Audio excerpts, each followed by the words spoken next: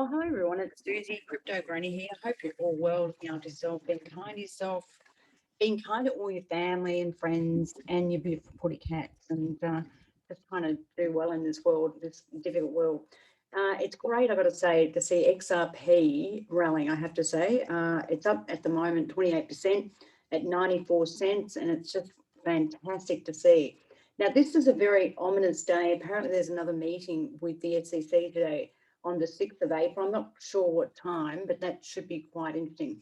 So what I've got to do is do just the news from the start of January right through to today. There's quite a bit there. Obviously, I've tried to break it down a bit. XRP is still one of my favourite coins, and I just think it's a joke what the SEC has done to Ripple and XRP. So, and we'll go through these news stories and I'll make comments as well. Sorry, I haven't done a YouTube of re-XRP for a while, just that I'm too busy looking after my clients, unfortunately, but on Patreon. So if you want to join Patreon, I do a lot on Patreon for my clients, and you can join for $45 a month, providing you want to learn, because I have a lot of courses and that sort of thing to for education for clients as well, to make sure they understand what sort of risks they're taking in terms of the cryptocurrency market. So let's just look at the stories for XRP. Hope I've got this right. I've just got to work out how to use this. So what we had back in January, the price was falling quite dramatically. It has been quite volatile over that time, and volatility for XRP has been about 94%. It's been a lot higher than some of the NFTs even. But what we've seen now in the last 3 or 4 days is breakout on the daily, got up to about $110, and now it's currently back at 94 cents. We've seen some huge buying here. There was a lot of selling between the sellers, and obviously the sellers were trying to drive this thing down, but also there's a lot of buying re-XRP. Certainly in the last 3 days, it's gone up about 50% or more. So that's really nice to see that. And let's hope it can stay there and maintain its upward trend. I know a lot of us are losing money on XRP, and it's been a very, very rough last couple of years, and particularly now with all the crypto markets, specific cryptos going full on bull, it's been really disappointing. But I'm still an absolute believer in XRP. I have to say, and I still go by my valuations. Okay, it's just unfortunate that the SEC is making Ripple and XRP an example. And they also looked at LBRY as well, Limbri as well. And, you know, it's a joke because it's not clear. There's been no regulation for cryptocurrency. It's not clear how the SEC is coming up with their, their status on whether, a coin is a non-security or a security. And this is why Ripple, rightly so, have asked the SEC, what is their criteria for Bitcoin and Ethereum to judge them as a non-security. And I know where Ripple are getting at with this, because even though Ripple and Ethereum have a lot of nodes, up 10,000 nodes or 11,000 nodes, the fact of the matter is the miners control Ethereum and Bitcoin, and they're the same miners, okay? There's 5 major miners out of China that control 70% of the hash rate of Bitcoin and Ethereum. And we saw this with Ethereum, right? Ethereum's still proof of work. It's bleeding. I don't like Ethereum. I believe Binance will do much better. Binance is actually in competition with Ethereum. Every other smart contract platform out there is in competition with Ethereum. Basically their transaction costs are through the roof, something like $220 for a transaction. I went to do a transaction the other day for a $30 ERC20 token. It was going to cost me $20, right? It is just unworkable, Ethereum, providing it's still proof of work. Now, Ethereum did go to the miners and try to get them to reduce their fees, and the miners said no. And thus, Ethereum has to wait for another 2 years to get the miners to reduce their fees. And currently, they're still getting about 3 Ethereum, which is very expensive. If we look at miners for Bitcoin, and if we look at the miners for Ethereum, in the last month, they made millions and millions and millions and millions and millions of dollars, right? And we're all paying for that. So if Ethereum, say for a DeFi is on Ethereum, Uniswap or something else, SushiSwap, it's going to cost a bucket, right? And you're seeing some of these DeFis are going to Binance Smart Chain, and they're going to other smart platforms, right? Smart contract platforms. And there's probably, golly, smart contract platforms, there's got to be 800 of them at least, seriously, and they're all in competition with Ethereum, particularly Cardano, which has now got smart contract platforms. You know, we can look at VeChain, Tron, they've all got them. Theater's got them, Polkadot's got them, Tezos has got them, you know, and they're just losing clients all the time, right? Ethereum from, I mean, even Matic Network, Polygon's got smart contract platforms. So you know, Ripple rightly said, how do you come up with your criteria to decide whether Bitcoin or Ethereum is a non-security? And I think they're entitled to that information. Seriously, they really are. Because if you look at the miners, they are not decentralized. They're actually centralized because the miners control the hashing rate of Ethereum and Bitcoin, right? And they could, if they wanted to, with collusion, you know, taking over the network, do a 51% attack. Now, we know that XRP and Ripple's technology has never been hacked, okay? It is decentralized. It doesn't have anyone controlling its fees or anything like that. A matter of fact, its fees are nothing. They're not even, you know, a third of a cent, right? It's so cheap.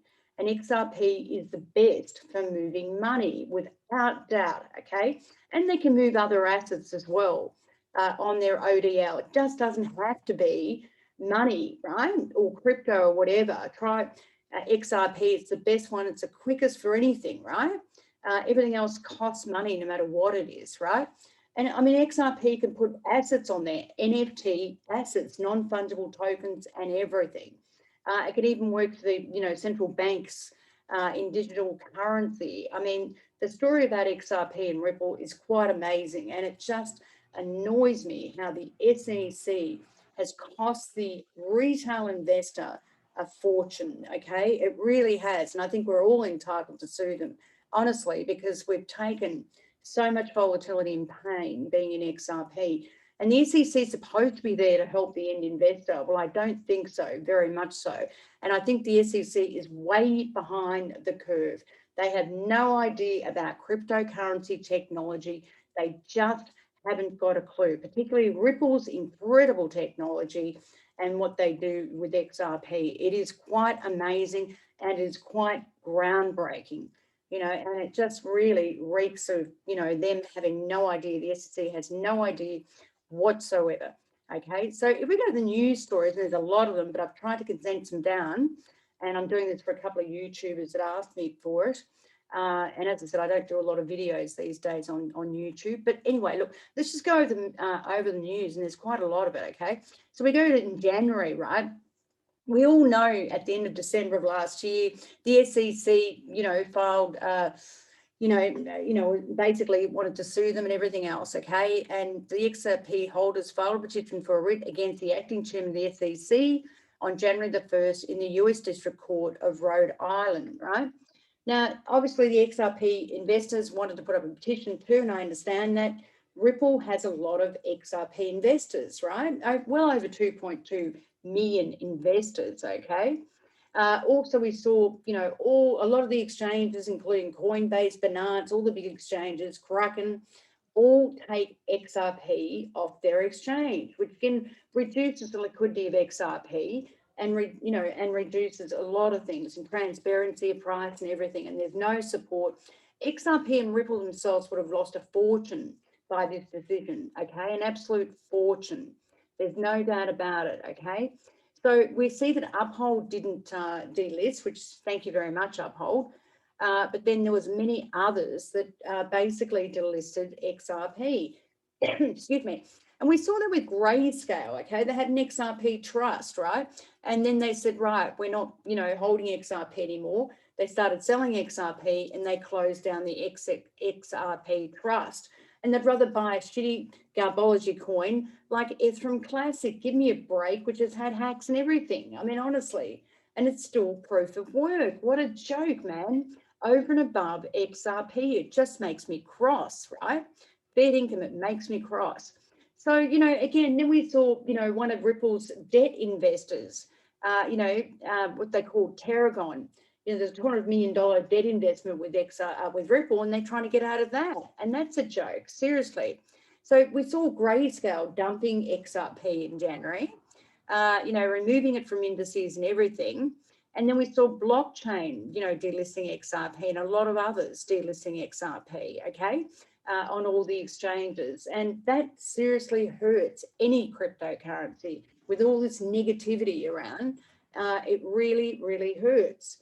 Also, we saw that, you know, Ripple, you know, itself and XRP, you know, can be basically a bridge asset for central banks, digital currency. That's huge in itself, right? But, you know, rightly so, Ripple have gone the SEC and just said, look, you guys are way out of your depth. You really, you know, we want to see the criteria for how Bitcoin and how Ethereum, I should say, you know, you designated as a non-security. When back in 2015, FinTech, which is a department within the SEC, said that Ripple XRP was a non-security, and yet there was no regulation. And I mean, this is the whole point. There's no regulation. And now they're tapping everyone on the hand and saying, yes, there is regulation. I mean, seriously, the Howey test does not apply to cryptocurrency assets. I mean, it's just backward, you know, it's backward thinking, and it's not relevant. I mean, we've seen China taking over, you know, digital currency. We're seeing everyone flourish except the US. And generally the US are the biggest entrepreneurs in the world, right? And this just doesn't make sense to me, okay? We saw that GateHub did stand by XRP. This is a UK institution, and they've got XRP as a non-security, right? The UK's got them. Switzerland's got it as a non-security. Japan's got it as a non-security. I think even Australia has. I mean, the SEC is way behind the curve and doesn't have a clue, okay? Now with, you know, obviously with XRP being taken off exchanges and everything, there's also follow through. There was, you know, thousands of merchants that can no longer accept XRP, right? Thousands of merchants that would normally buy XRP now are not able to buy XRP, right? So of course, you know, there's pressure on the price. Not only that, we have Jeff McCallum, ex-Ripple, you know, whatever he was, you know, CEO or whatever, he's been selling millions and millions and millions of XRP since January. So again, all this pressure on the price, and yet it's one of the best cryptocurrencies out there. It is just garbology, the whole thing, and I'll use it over again, garbology, fair income, it really, really is, okay? So we saw, you know, Grayscale liquidating, you know, Ripple's still business as usual, hiring more people in Europe, hiring more people in Asia, in Bangladesh, in Malaysia, you name it. And yet, you know, we see, you know, Kraken, you know, also stopping to trade XRP because they all follow suit, all these exchanges, fair income, they don't think for themselves, right? We've seen Ripple hiring more people overseas for directors, you know, engineering, all sorts of things, platform, they're looking for people more and more, and it's business as usual. They're putting on 2 clients a week and it's business as usual, right? So Ripple goes to the Supreme Court to fight, you know, these lawyers, you know, the SEC, right? And, you know, it's very clear, and I agree with Ripple. Ripple's XRP is a utility. It is not a security. If you don't use it as a utility, you do not get the benefits, right? Honestly, you know, if you use XRP over and above foreign currency, you know, you're saving 70 cents out of $1. It's a utility and it adds benefit. Without it, you don't get your 70 cents in the dollar saving, right? You know, it's just a no-brainer. But again, the SEC hasn't got a clue, right? They just don't get it. So, you know, also we had this fellow, you know, what's his name, McCallum, as I said, he keeps dumping it. You know, luckily SBI is still supporting XRP and they're paying, you know, their shareholders and investors in XRP and some of their people, which is wonderful. Ripple keeps expanding in Asia. They said it's a huge market. They're expanding in India and everywhere. I mean, and they're expanding, you know, in Singapore and all over the place, right? You know, we know that they're even in Australia, right? They're doing lots of things, right? And then we get some stupid little person, you know, with a lawsuit for a loss of $48. I mean, when I read that, I couldn't friggin' believe it, man. Why would you put a lawsuit out for $48? It just, I could not believe it. Fair income, I just could not believe it. So if we go back down to this, right, we know that SBI is still looking after Ripple, thank God. And, and I agree with Ripple, XRP is not a security, right? Later on in January, we got these other news things, right?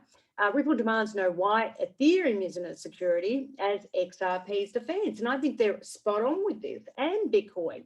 You could argue a lot of cryptocurrencies aren't decentralized, right?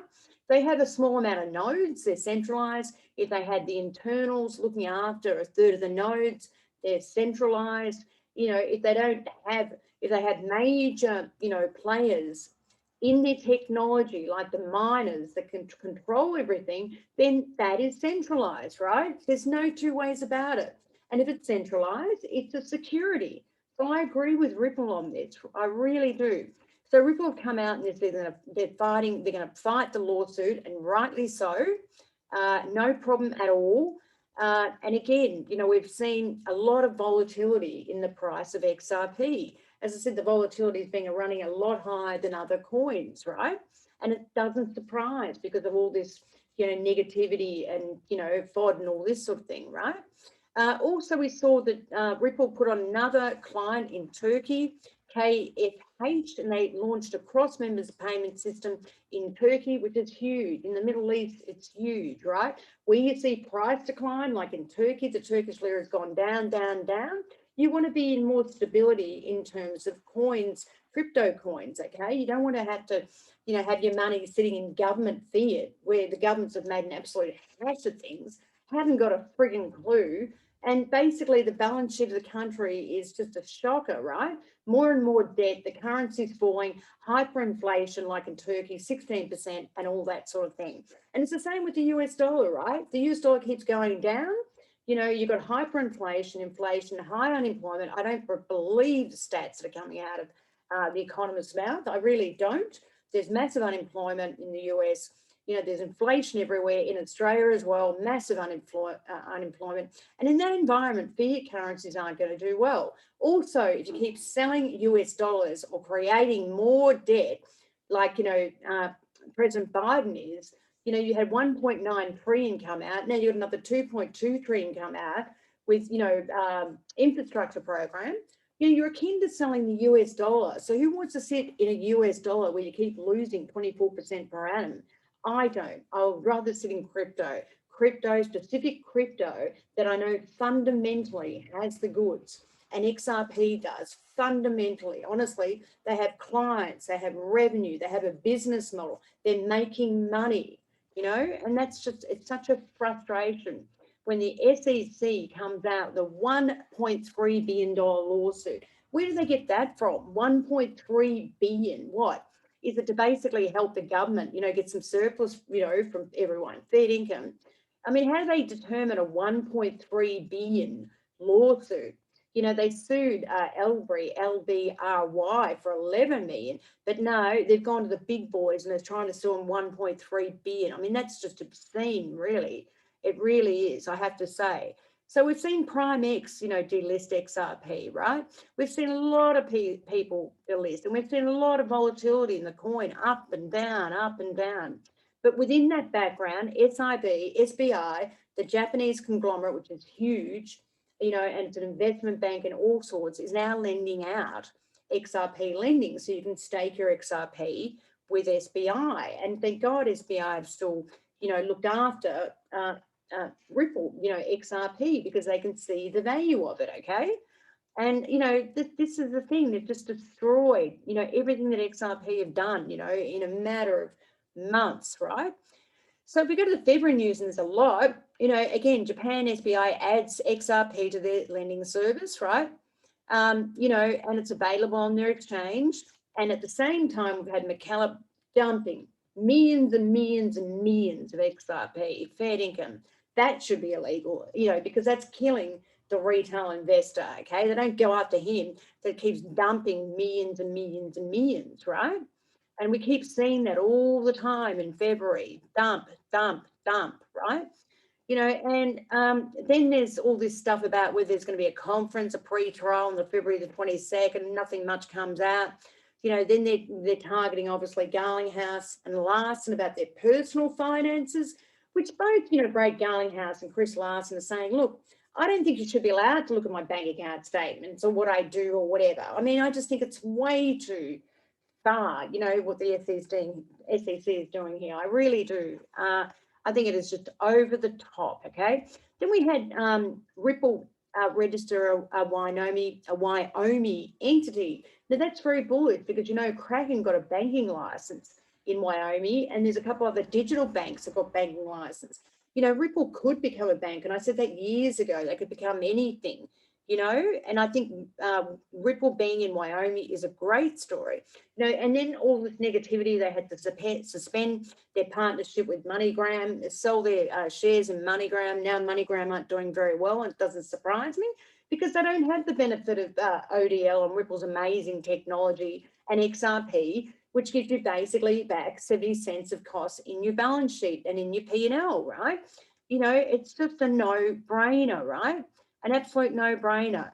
So what else do we have here? You know, we've seen XRP underperform in February. The whole market was up, you know, big time. And it's been very difficult as an investor, and I'm one as well, to watch XRP going down every day, right? And thank God today in the last couple of days has been up. I'm absolutely rapt, seriously. But, you know, then we go, MoneyGram faces a lawsuit over, you know, over XRP because of Fed saying it's security. So then you can get, anyone can get sued because of it. Seriously, it's just a joke. Then Ripple pilots a private ledger for centralized bank, launching their own centralized bank digital currency, right? So it is business as usual for Ripple, and rightly so, okay? Also, you know, Brad Garlinghouse denies that he's in securities violation when there wasn't any law in the first place. And if there was law, you know, which there wasn't, you know, it was all, you know, it's not clear. There's nothing clear about it, right? Nothing at all. You know, when you've got FinTech that came out and said they're a non-security in 2015, and now you've got the SEC saying they are a security. It's just so inconsistent. Honestly, and who knows what they're supposed to do if there's no regulation. Honestly, it is just a joke. Also, we had the, you know, the XRP holders, basically, we believe, you know, and rightly so, that the SEC is responsible for about $15 billion in damages. You know, it costs a lot of investors a lot of money. And the SEC is supposed to protect investors, not destroy their wealth. And as far as I'm concerned, they've destroyed the retail investors' wealth by what they've done with XRP, okay? That is my opinion, right? That's for sure. Now, at the same time, we know Ripple's putting on 2 clients a week, which is fantastic. But, you know, this thing just won't go away. Oh, sorry, I've got an itchy nose today. Just when you need to do a video, you've got an itchy nose. Incredible. So, you know, what else we got here? So we saw the underperformance, and then we did see breakout, right, in the last couple of days, which is fantastic, right? You know, 50, 60%. So also Ripple pilots a private ledger for central banks launching CBDCs. What else we got here? They filed a motion to dismiss their individual information that's got to go. Fair enough. And what else do we have? Let's go to the next page here. They will continue trading even if Ripple goes away. This is what Garlinghouse said. Then the Ripple boss basically said, you know, the lawsuit is misguided, and I believe that thoroughly, okay? Absolutely thoroughly. There's no doubt in my mind that it's just a joke, all right? An absolute joke, okay? And then we saw reports about XRP being discussed as a platform for digital euro, particularly with the French central bank, okay? The French government, Central Bank of France, okay? Now, in later news in March, we know that they dumped, you know, Ripple got rid of money market shares, and we've seen a lot of XRP moving from XRP to exchanges to everywhere, okay? And basically that's created a lot of volatility in XRP as well. Also, Ripple acquires firm with expertise in building trading platforms and integrating with crypto exchanges, and they could become a crypto exchange. I said this years ago, they could become a bank, a crypto exchange, anything, okay? Also, 6,000 holders of XRP holders volunteered as third-party defendants in the SEC lawsuit, and Ripple were asked to produce documents the personal documents, but then also Ripple, rightly so, asked for the documents regarding Bitcoin and Ethereum. How did they come to that criteria? How did they decide that they were non-securities? And I think Ripple is entitled to those documents, okay? That's my honest opinion, right? XRP is still employing people in Asia and everywhere else, employing, people to carry on their business and to get more business through the door, okay? So, and again, Brad Garlinghouse has said XRP anywhere else in the world is not a security, except the SEC believes it is, okay? So as XRP Crow said on Twitter, thank you very much, basically Ripple is putting on 2 customers, at least 2 per week, across 40 different countries in the world, okay? They have the revenue, they have the goods, they have the business plan. They're making money and they have clients and investors, right? In 2020, they did $3 million worth of RippleNet. Now it's something like 2.4 billion and growing astronomically, okay? If we go to April news, again, Brad Garlinghouse said something that I'm not really sure about, that XRP could be replaced rather than XRP itself within RippleNet, and I'm not sure about this, and I don't know what that means. Does that mean that XRP, would not be worth anything or what? I just don't understand this, and I'd like to get more information on this. And this is a concern for me, okay, what he did say, because earlier in March or February, he basically said XRP could operate by itself. But on the 2nd of April, he did say, if we lost the lawsuit, we could possibly replace XRP with an alternative asset. And I'd really like to, know what that's about, seriously. He said it in a CNN interview with Julia Chatley that, if we had to abandon XRP and replace it with an alternative asset, that could be done, okay, as a contingency plan. And they were talking about moving countries as well, but they thought President Biden was going to be much more pro cryptocurrency, but we haven't actually seen that yet. So now we've got a big thing just up here now. On the 6th of April, right, there's a big event, Ripple versus SEC, apparently is the next event. And it's talking about, a meeting where they're pretty much going to be talking about documents and all this sort of thing. And it's going to be a phone meeting. So hopefully something comes out of that. Now, don't forget, Ripple put up 300,000 documents. Seriously. I mean, honestly, consider how much time and effort and money that would cost you as a corporate to put up those sort of documents for the SEC. Seriously.